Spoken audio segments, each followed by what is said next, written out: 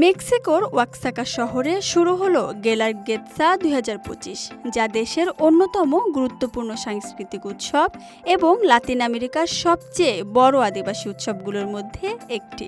ঐতিহ্য আর মানুষের মিলনে মুখরিত হয়ে উঠেছে পুরো শহর। হাজার হাজার মানুষ জড়ো হয় গেলার্গেতসার প্রতিনিধিদের প্যারেড উপভোগ করতে। ভিডিও ফুটেজে দেখা যায় বিভিন্ন আদিবাসী সম্প্রদায়ের প্রতিনিধিরা ঐতিহাসিক শহর কেন্দ্রের রাস্তায় রঙিন শোভাযাত্রায় অংশ নেন। ঐতিহ্যবাহী সূচিকর্ম করা পোশাকে সজ্জিত হয়ে গান ও নৃত্যের মাধ্যমে শোভাযাত্রায় অংশ নেন তারা। শোভাযাত্রা শুরু হয় ফুয়েন্তে দে লাস ওচো রেজিউনেস থেকে এবং শেষ হয় প্লাজা দে লা দানসাতে। ওয়াক্সাকার বাসিন্দা সোয়লা ব্রাভো হেরেরা, যিনি প্রতি বছর তার ছেলেকে সঙ্গে নিয়ে এই আয়োজনে অংশ নেন। আমি এটা ভালোবাসি। ভালো লাগে যখন দেশ বিদেশ থেকে মানুষ এখানে আমাদের দেখতে আসে। এটা আনন্দ উৎসব, এটা আমাদের খুশি, এটা আমাদের সংস্কৃতি।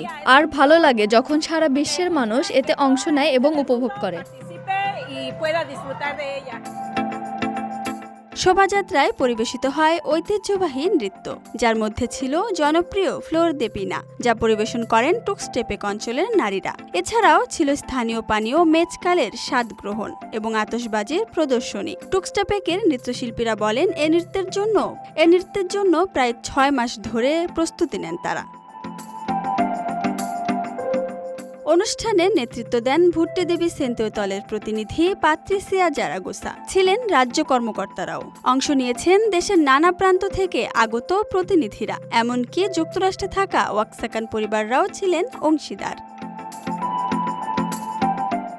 হুয়াউতলা দে হিমেনেস, সান্তো দোমিঙ্গো তেহুয়ান্তেপেক, ভিলা দে সাচিলা এবং যুক্তরাষ্ট্রে বসবাসরত ওয়াক্সাকান পরিবারদের নিয়ে গঠিত অভিবাসী প্রতিনিধি দল, যারা সকলে মিলে এই উৎসবকে প্রাণবন্ত করে তোলে।